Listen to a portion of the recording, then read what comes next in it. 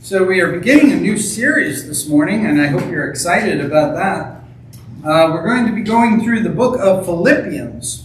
And you think to yourself, now wait a minute, Ozzy, you said that we'll be in the book of Acts this morning, and we're somehow going through the book of Philippians. Well, how is that? The book of Philippians is a letter that Paul had to write back to the church in Philippi. We're going to look today in the book of Acts at how that church was founded and why Paul cared so much about the church in Philippi. Before that, I want to tell you this fascinating, at least to me, story from Christy and my existence, our story. I went to Boise Bible College, and the nickname of every Bible college, it doesn't matter what city or state is on the beginning of it, the nickname for every Bible college is Bridal College. And almost everybody, not everybody, but almost everybody is there to study and to work on their degree and to find their significant other. Whether they'll admit it or not, they're looking. I was looking. Every Bible college has this rumor. It's just a rumor, but it's a rumor. The girls that do 4-year programs and graduate with no ring by spring get their money back. It's just a myth, and I can testify to this because there were 5 girls in my graduating class. All 5 of them did their whole 4 years at Boise Bible College and graduated without their ring by spring. And the irony was that Christy, who had not done 4 years there, she had done it in university, she had moved there, and she got her ring by spring that year of my graduating, but those 5 girls did not get their ring, nor did they get their money back.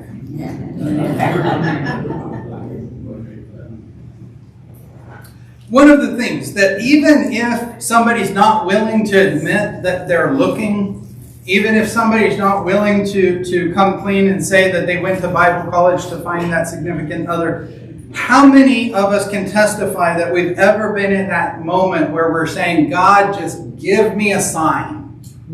Yeah. Any sign. Just make sure that it's clear that I know it's a sign from you. Now, we're going to look this morning at something that happens in the journeys of Paul spreading the gospel, and we can't jump over it too quickly. I want to show you a picture, if we can get the picture up here, of people actually looking for signs from God. This is a real picture of somebody trying to see that sign from God. They're hoping that they can detect that sign from God. They're hoping that they can interpret the sign from God correctly in order to do what God is leading them to. Now, this is all humor, right? Everybody's seeing this and going, this is humor. But there's something about this humor that still touches something deep inside of each one of us when we are praying, God, what are you doing? What am I supposed to be doing? How can I see how you're leading? How can I know that I'm not going to miss it? Let's go ahead and jump into our text this morning. This is Acts chapter 16. We're going to begin in verse 6, and we're going to go to verse 10. Paul and Silas and Timothy are on the mission field. Verse 6. They passed through Pamphylia and Galatia regions, having been forbidden by the Holy Spirit to speak the word in Asia. And they came to Midas, and were trying to go into Bithynia, but the Spirit of Jesus was not permitting them. They passed by Midas and came to Troas. A vision appeared to Paul in the night. A man of Macedonia was standing and appealing to him, saying, "Come over to Macedonia and help us." When he had seen the vision, immediately we sought to go into Macedonia, concluding that God had called us to preach the gospel to them. Now, it took all of 30 seconds, 40 seconds for me to read all of that. And many of these cities, you just go, yep, that sounds like a city in the ancient world. No idea where it is. No idea what that region is. On Wednesday night, we've been doing a Bible study through the book of Acts with a fellow who's driving the route. And we're seeing how far these places are from one another. And it's such a good Bible study. We were even talking on Wednesday about how nice it is to see these places. It took me all of, 30 or 40 seconds to read it. It took them many, many weeks to travel this far, to go through this region, to go to that area, to think, maybe if we go in there, we'll spread the gospel there. And again, all that the team is getting is this, the Spirit of God forbidding them, the Spirit of Jesus not permitting them. You've got to think, when you're trying to do something, you're trying to accomplish something, and all you're getting back is negative. All you're getting back is no. That's when it's gut check time, isn't it? That's when it would be tempting for the team to look at each other, Paul to say to Silas, Timothy, it was a mistake to pick you up. We're going home. We're going to drop you off on the way. Now that would be a horrible end to Acts chapter 16, wouldn't it? And luckily, that's not the end to Acts chapter 16. But I want to draw your attention to this. Point number 1. Obstacles and roadblocks could be from God, seeking His leading and looking for the door that He's going to open. We often get into the mindset. How many of you have ever heard this? And I'm not picking on anybody, but how many of you have ever heard this? Somebody says, well, God told me to something. Have you ever heard that? How many of you can also say, well, what they really meant to say was, God told me to do that until it became inconvenient and I thought of something better to do? Nobody? Nobody has ever encountered that? I think some of you are just not being honest with me this morning. Anyways, let's continue. We're going to jump down to verses 12 through 15. They've entered Macedonia, and from there to Philippi, which was a leading city of the district of Macedonia, a Roman colony. And we were staying in the city some days. And on the Sabbath day, we went outside the gate to a riverside where we were supposing there would be a place of prayer. And we sat down and began speaking to the women who had assembled. A woman named Lydia from the city of Thyatira, a seller of purple fabrics, a worshiper of God, was listening, and the Lord opened her heart to respond to the things spoken by Paul. And when she and her household had been baptized, she urged us, saying, if you have judged me faithful to the Lord, come to my house and stay. And she prevailed upon them.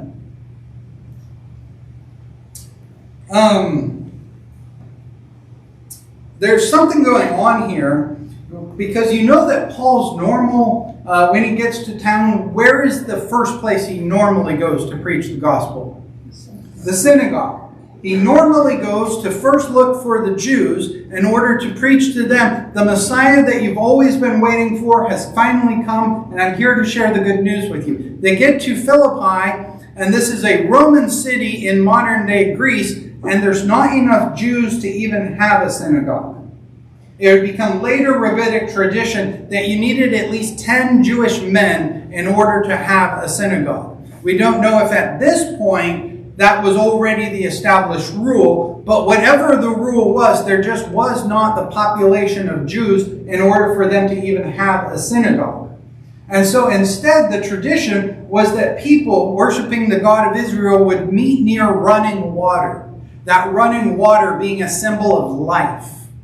And so Paul, being accustomed to this, having grown up mostly in the Gentile world, he led the group out to this riverside where he figured we're probably going to find some people worshiping the God of Israel through prayer. They meet this gal. She's from Thyatira, and she's a seller of purple fabric, which means that she was rather wealthy. Remember that purple was a royal color, and in Thyatira they had a certain plant that the roots could be pressed. They could get a particular dye out of it, and it could dye things a shade of purple. It wasn't as expensive as the type of shellfish that you have to get that dye out of it, and it didn't stink as much from what I understand. I've never actually smelled either of them. But she was rather well off because, as you can see, she has a house. And she then invites the men to come into her house in order to provide a place. This is going to be where the church is going to meet. God opened her heart. This is a powerful statement. And again, we touch on this amazing mystery. This is the only time for everybody saved in the book of Acts. This is the only time that it specifically mentions God opened her heart. Here later, we're going to see a Macedonian jailer come to Jesus. And it doesn't say that God opened his heart. He just sees his need for salvation. And so we see this interplay, that God is involved in it. We are involved in it. She's a worshiper of the God of Israel. And now Paul's message that Jesus is from the God of Israel, and he's come to bring redemption and offer to make you a new creation. Second point this morning is through perseverance that the church was planted in Philippi.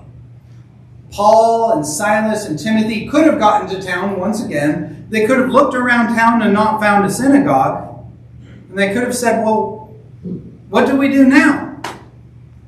Maybe the vision was wrong. Maybe I just ate something wrong that night before we went to bed.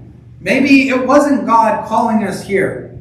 But Paul doesn't allow these kinds of roadblocks to prevent him. Instead, he goes looking for opportunities to share the gospel message. Now, the next episode that happens in this story is fascinating to me. Let's go ahead and look at it. It's just verses 16, 17, and 18.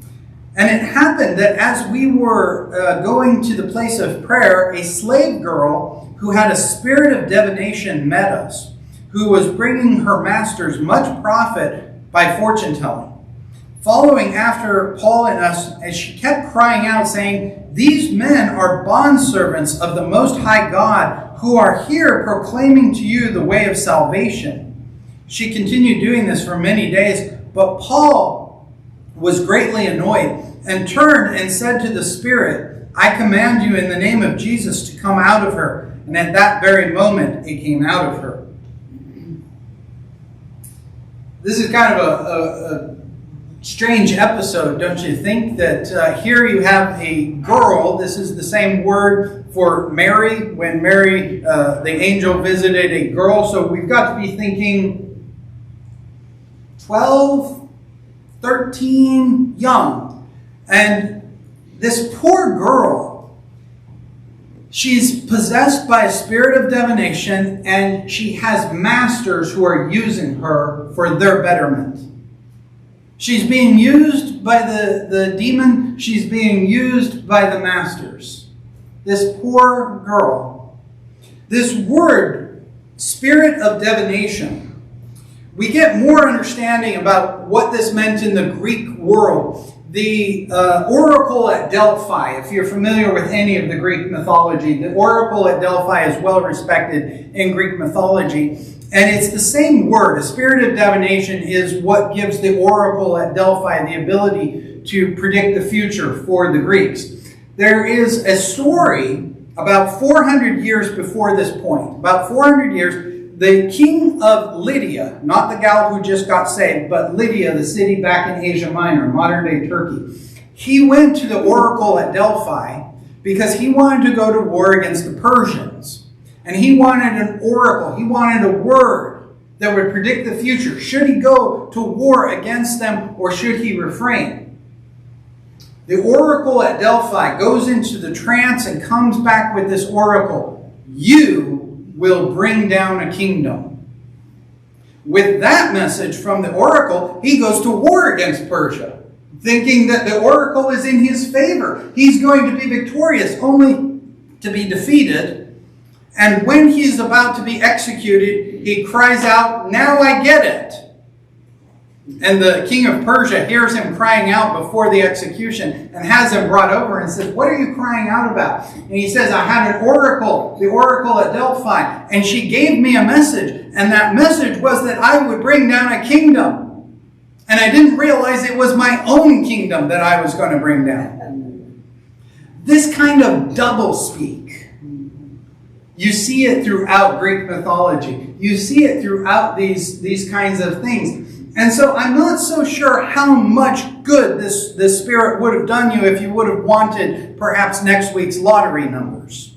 I don't think that the spirit could have done that. But the spirit was able to use this girl to deliver this kind of doublespeak. This kind of get you to keep on coming back. Remember back in the 80s and 90s when Miss Chloe would come on the TV wanting you to call her for her Psychic Friends network? If you ever called, and I hope you didn't, but if you ever called, I would have hoped that they would have answered the phone, "Hi, Jerry, I was hoping you were going to call today." Because if they're really psychics, they ought to know who's calling them, right? By the way, don't do that.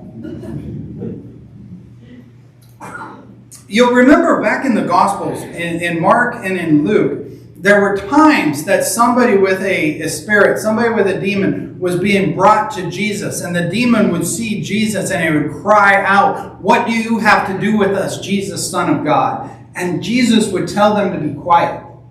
Jesus would not permit them to speak because he didn't want them to tell him who he was. The same thing is kind of going on here, but you might be thinking to yourself, why would this demon be trying to tell everybody in town, these fellows are servants of the Most High God and they're here to tell you the way of salvation? Don't you think that's kind of the wrong thing for a demon to be doing? Double speak is going on in the text here that you and I may not pick up right away, because we hear the demon saying, "These are bondservants of the Most High God." Who do you think of when you hear Most High God? The God of Israel. Yahweh. That's not who she is trying to indicate. Because the Greco-Roman world, when they hear the Most High God, they're going to think Jupiter. They're going to think Zeus. She's saying, these fellows are here spreading the message of Zeus. That's what all the neighbors are going to hear right away. And they're bringing the message of salvation. You're hearing, of course, how to be saved. What I talked about during communion meditation. This word saved, the Caesars used to talk about how they had brought salvation to the world. They had brought order out of chaos and set society right. So where you and I think that this demon inside the girl is telling a good message, telling truth, no, she's trying to muddy the waters. That's point number 3. The demon inside the girl is not doing PR for Jesus. She's using doublespeak to muddy the waters and to make to try and discredit them, to try and say that they're just every other peddler who claims to worship Zeus or claims to worship Jupiter, who has some sort of message. This is enough inside of Paul. This is enough inside of the ministry team. They realize that not only do we have to reach the Gentiles with this saving message of Jesus, now we have to undo what this demon is doing in front of us. We have to explain to people we're not servants of Jupiter or Zeus. We're not talking about a new form of government that we're going to unite the world. We're talking about something completely different than that. Now, when Paul cast the demon out, the slave owners soon realized that their property is now damaged. She's not going to be able to do this fortune. Their fortune is going to go away. And so they grab them and they bring them to court. But at court, you can't bring charges like they casted out a demon. The court isn't going to respond to anything like that. And so instead, they lie and they say that these are Jews.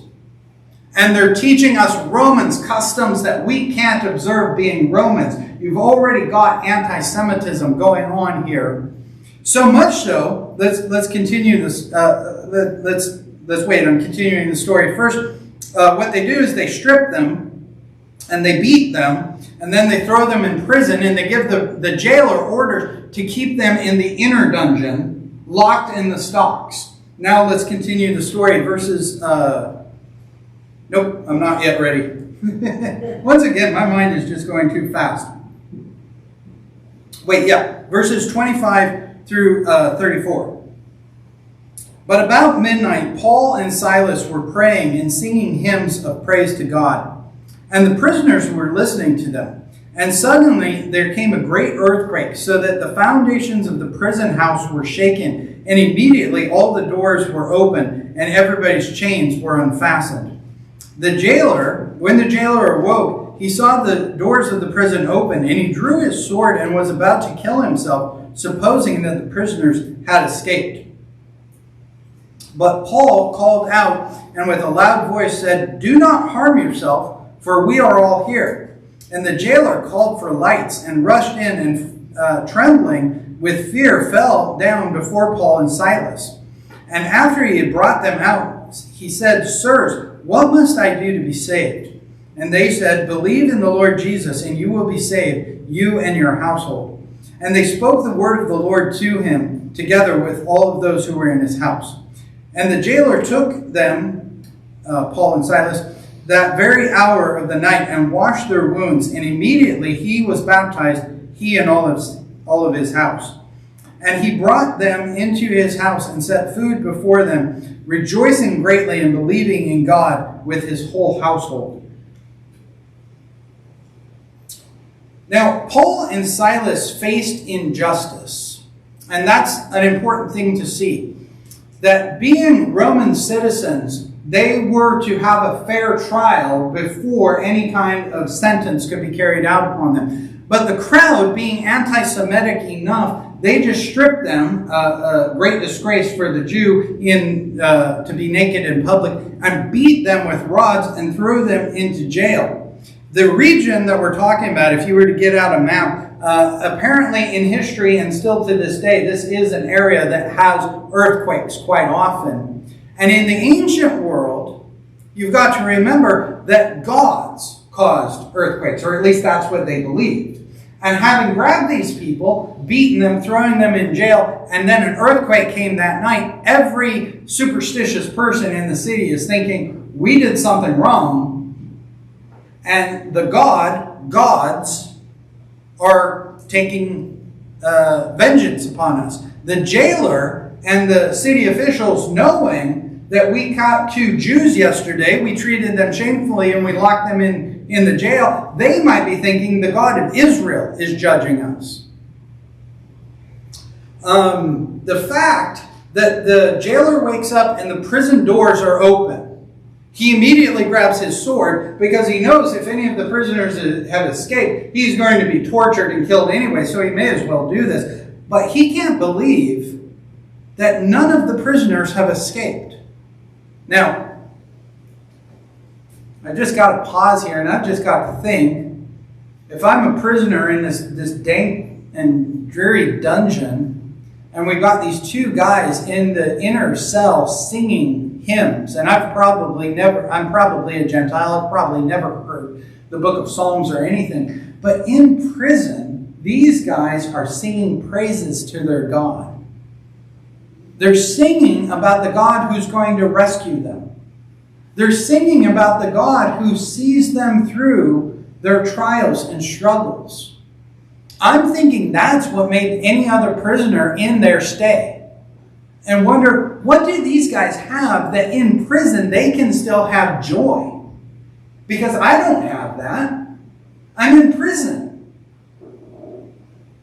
Now as then, you don't want to go to prison. Everybody write that down. The jailer cannot believe this, and he calls for lights, and he comes in, and he brings Paul and Silas out, and he falls at his knees, and he says, "What must I do to be saved?" And you can't read Martin Luther into that statement. This is not a reformer in 16th century England wondering, or Europe wondering, how do we get to heaven when we die? Instead, perhaps this guy had ever heard there was that slave girl saying that these men bring salvation. These men bring order.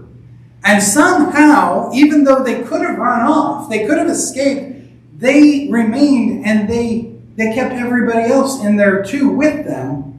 The jailer recognizes, you have something that I want. You have something that I need in my own heart as well. Let's continue the story, verses 35 through 40. Now when day came, the chief magistrate sent the police to say, "Release those men." And the jailer reported these words to Paul, saying, "The chief magistrate have sent to release you. Therefore come out and now go in peace." Verse 37. But Paul said to them, "They have beaten us publicly without trial, men who are Romans, and they have thrown us into prison. And now they're trying to send us away secretly? No, indeed, but let them come themselves and bring us out. Verse 38, the policemen reported these words to the chief magistrate, and they were afraid when they heard that they were Romans. And they came and appealed to them, and when they had brought them out, they kept begging them to leave the city.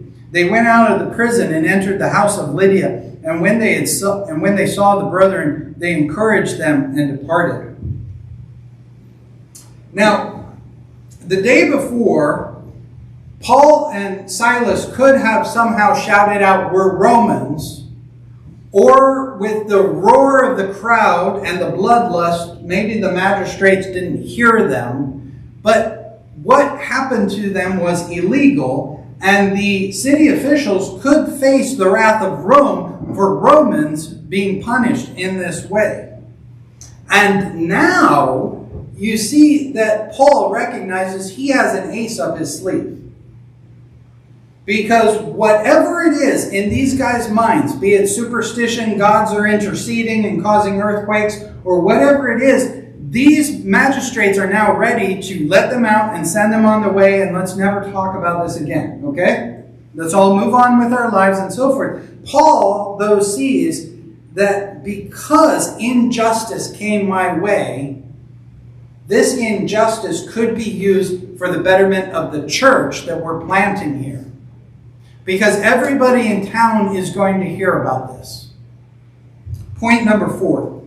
Luke has highlighted that a Gentile woman who is rich and a Gentile man who's well-connected, the Macedonian jailer, in Philippi have come to faith in Jesus. The church now has a local meeting spot and it has local official status. The mayor and the city clerk and the magistrates, they're not going to want word getting back to Rome what they did that day.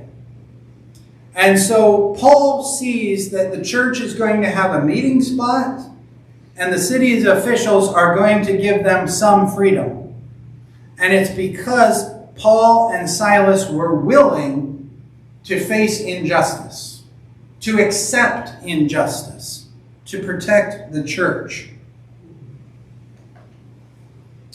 It's quite possible, because Luke records in verse 40 that they enter Lydia's house and they see the brethren, plural, that more than Lydia and the jailer have come to faith in Jesus. In fact, their families have also come to faith in Jesus.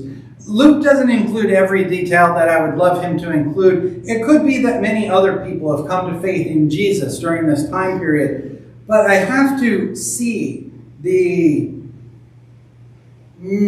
Genesisness, if I can do that to a word, that a man and a woman are highlighted as coming to faith in Jesus. The beginnings of humanity, a man and a woman.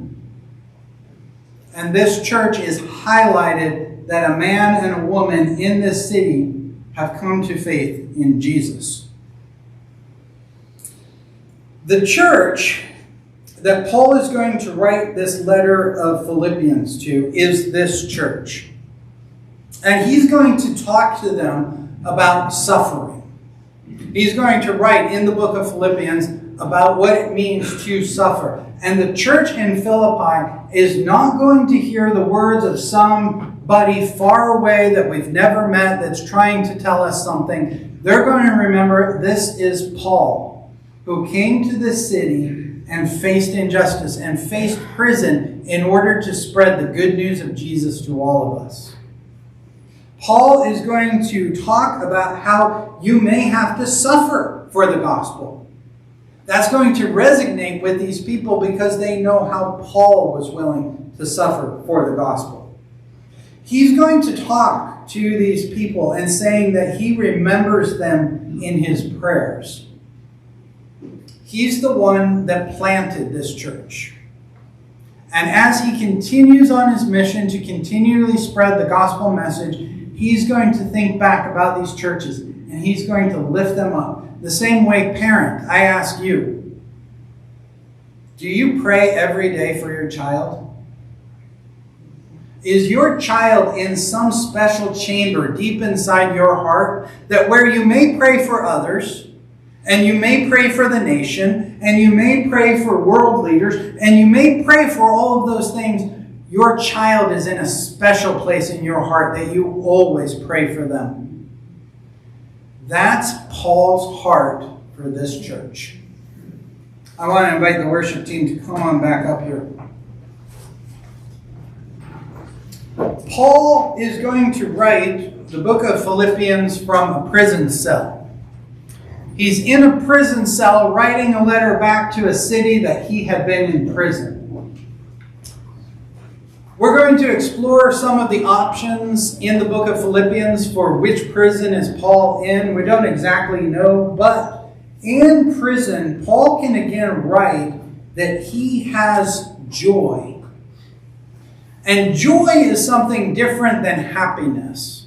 And I'm sure you've already been in a sermon where a preacher has delineated the difference between joy and happiness. Have you? Because happiness is fleeting. In fact, there's a restaurant not far from here, and you can go there and you can get a meal that they actually call the meal a happy meal. And once you have your happy meal, you can sit down and you can eat your happy meal, and at the end, you might not still be happy. Especially if you look at the sodium and fat and cholesterol you just ate. I'm not a dietitian. Happiness is fleeting. Happiness comes and goes. Joy is something completely different. We sang a song this morning that talked about having a peace that makes no sense. Paul is in prison saying that he has joy. Something that makes absolutely no sense because, again, and I've highlighted this twice now, back then and today, prison is not a place you want to be. Prison is a bad place. But Paul can say that even in prison, I have joy. That's why we're going to go through the book of Philippians. And that's what we're going to look at. That Paul has this secret that goes beyond circumstances to reality. And I want to invite you to come on back as we continue through this series. You'll notice in your bulletins on your points sheet, you'll notice something that you might not have ever seen before. You have a reading assignment. I want you, between now and next Sunday, to go ahead and read the beginnings of Philippians. And I want you to begin to listen to Paul's voice to this church.